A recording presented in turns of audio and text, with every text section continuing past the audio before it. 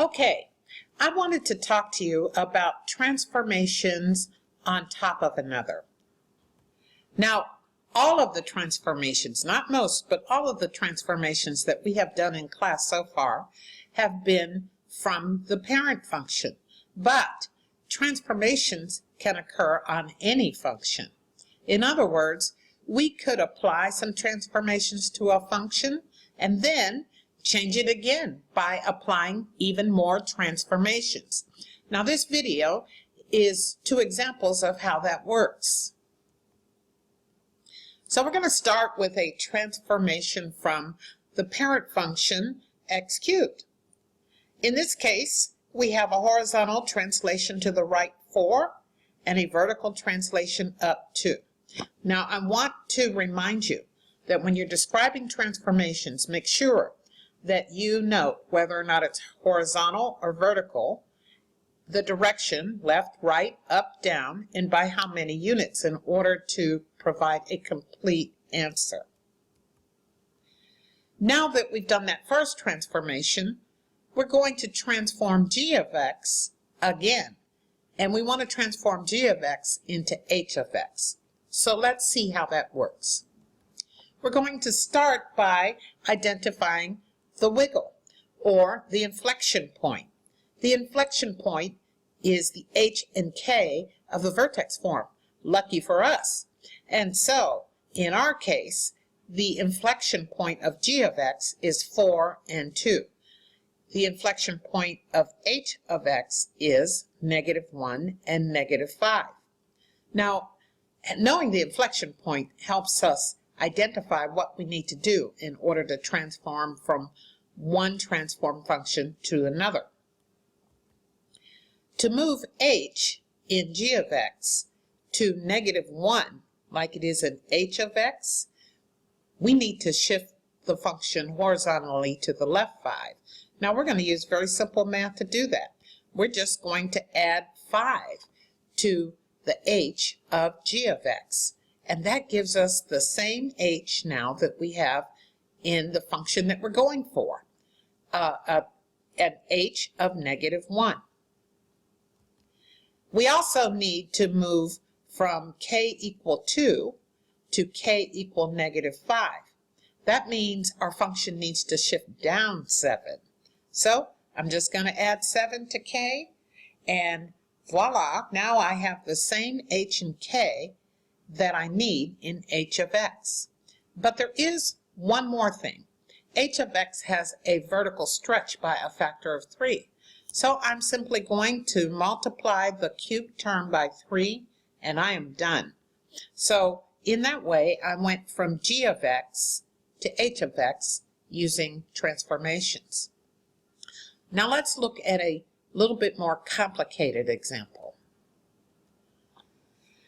This time we're going to go from g of x, which has a vertical stretch of 2, a horizontal translation to the left 7, and a vertical translation down 3, to h of x, which has a vertical compression, a horizontal compression, and horizontal and vertical translations. I begin by finding the inflection points, and luckily for me, that is h and k of the vertex form. So the inflection point for g of x is -7 and -3. But the inflection point for h of x is -4 and 5. You probably understand where the 5 came from, but may not understand where the -4 came from. Here's something to note, and it's very important for your tests, quizzes, and homeworks. If you have a horizontal stretch or a compression, it must be factored out to determine h. In this case, h is equal to -4 because when I factor 3 out of both x and -12, or plus 12, I end up with 4. So now I'm going to move my h value of -7 that appeared in g of h to the h value of -4 that I need for h of x. So that means my function needs to shift horizontally to the right. To understand this math, first recall the vertex form of cubic functions. It's x minus h. That means I have x minus -7 plus 3. That gives me the h value that I need to transform to h of x. Now that I'm done with that horizontal translation, I can apply the horizontal compression of 1/3. Remember that the factor is always the reciprocal of whatever number you see for the horizontal stretch or compression. So in my case, it's 1/3. To apply that horizontal compression, I need to multiply the x plus 4 term by 3. And when I do that, I end up with the same cube term that I have in h of x. So I am on my way. Now that I've done that, I need to deal with the k term.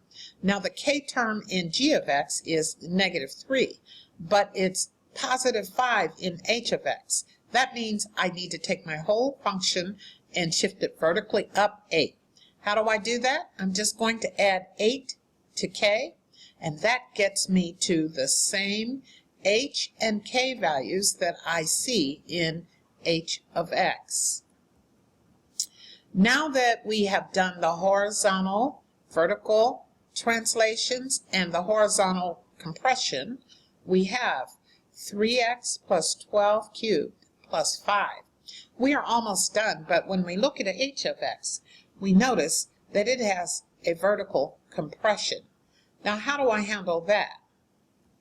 To move from the 2 we found in g of x to 1/2 that I find in h of x, I need to divide 2 by 4.